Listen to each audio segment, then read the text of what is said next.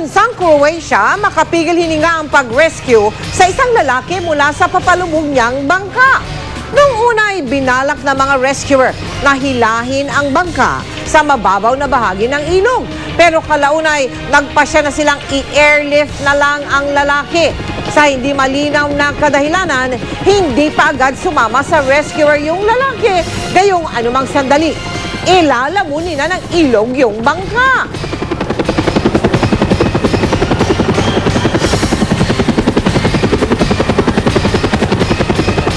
At nakabitan ng harness yung lalaki. At ilang sandali pa, naiangat din siya. Sakto naman bago pa siya makila ng lumulubog na bangka. Matagal na pong ipinagbabawal sa lungsod ng Manila ang pagpasok ng mga bata sa mga internet shop sa oras ng klase. Pero marami ang sumusuway. Kaya ngayon, pati mga magulang at mga guro otorisado na rin mag-inspeksyon sa mga internet shop. Nakatutok si Cesar Apolinario. Sa unang internet shop sa may Juan Luna Street sa Tondo, hindi napansin ng mga taga Manila City Hall ang mga batang nagtakbuhan matapos maglaro ng video games. Dahil hindi nakita ang mga minor de edad, ibinigay na lang sa bantay nito ang Executive Order No. 18 kung saan nakasaad na binibigyan ng karapatan ng mga magulang at guro na miyembro ng PTA na mag-inspeksyon sa mga internet shop. Pinaalalahanan ng mga may-ari na bawal pumasok ang minor de edad sa internet shop sa oras ng eskwela. Mabibigyan sila ng kapangyarihan sa pamamagitan ng executive order na to na mismong yung reklamo nila kasama sila sa aaksyon at kasama sila sa tutulong kasama ang siyudad ng Maynila at ang kapulisan natin. Sa pangalawang internet shop na katapat mismo ng isang eskwelahan, napansin ang batang ito kaya pinauwi. 14, ba't naririto ka? Oras ng pasok ka. Pinasok nila ang isang kwarto. Dito pala nakatambay ang karamihan sa mga minor de edad. O ikaw, nangingarilyo ka ba? Ilan taon ka na? Ilan taon ka na? Ilan taon ka na? Di sa iso, labas. Sige. Minor de edad ka, bawal sa yan. Sa katabing shop, walang tao sa ibaba. Pero pag-akyat ng mga otoridad, Ba't di nagtatawag ko? Sige na estudyante. Ako na, hindi pa nga dyan, no? Ano ba to? Ano to, Bibigyan? Ano to, VIP? Labasin muna natin sa maraming pagpasok. Saan ako pasok? Labas, tanggalin mo natin, Luis. Patay kayo sa nanay nyo. Patay kayo sa nanay nyo. tumakbo pa ang iba. Lahat ng estudyante, baba. Mga estudyante, baba. Mismong mga miyembro ng PTA nagpanukala sa ordinansang ito sa Maynila na pinirmahan ng Mayor Alfredo Lim. Mga magulang pabor lahat ng PTA officers actually. Dahil yun nga ang kanilang clamor na kung pwede ma-implement ng maayos yung ordinansa. Nakasaad din sa ordinansa ng Maynila na 25 metro dapat ang layo ng mga internet shop sa mga eskwelahan. Bukas makikipagpulong ang PTA sa alkalde. Isasama raw ito sa kailangang pag-usapan. Git ng mga magulang at guro, huwag nang bigyan ng permit ang mga internet shop na malapit sa eskwelahan.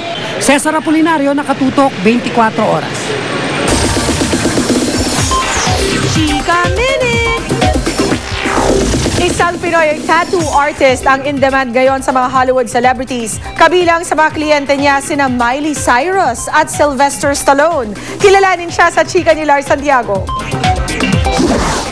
Nag-iisang Pilipinong tattoo artist para sa Hollywood celebrity si Christopher Garcia. Pinapunta ni Miley Cyrus si Christopher habang nasa Florida para sa concert ang teen superstar para ipagawa ang kanyang tattoo sa ilalim ng dibdib. Mga katagang Just Breathe ang ipinatattoo ni Miley. Kasi daw, during one of her charity events, meron siya nakilala na young girl na merong sakit na cystic fibrosis, yung parang nahihirapan sila huminga. Ganun. Something to do with the lungs. So, naging close daw siya doon sa bata na yun, tapos namatay yung bata. Hindi lang si Miley ang tinatuan ni Christopher, kundi ang buong pamilya ng teen star at maging ang iba pang sikat na recording artists. Yun nga yung brother ni Miley sa Metro Station, tsaka isa pang band na Boys Like Girls, lahat sila. Every once in a while, pinapapunta na doon ako sa tour nila para tatuan sila. Tapos yung Cyrus family, Billy Ray Cyrus, the dad, I did his whole arm. Kaya hindi nakagulat-gulat kung sadyain ng action superstar na si Sylvester Stallone, si Christopher, at hilingin sa Pinoy tattoo artist na gawan siya ng tattoo. he stopped by the shop one night and he was talking to me about getting something on his arm.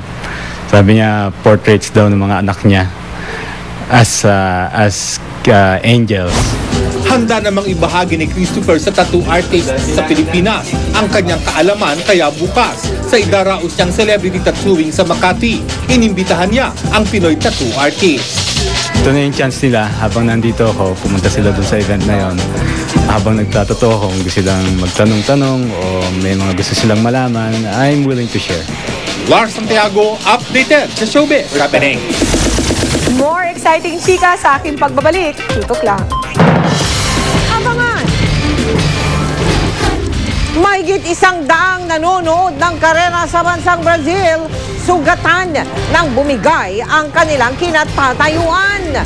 Bagong paaralan, handog ng GMA Kapuso Foundation sa mga katutubong kapuso natin sa Benguet. At pagpapaseksi ni Lawi Po, approve kaya sa rumored boyfriend niyang si Congressman Ronald Singson? Yan ang susunod dito sa 24 Oras.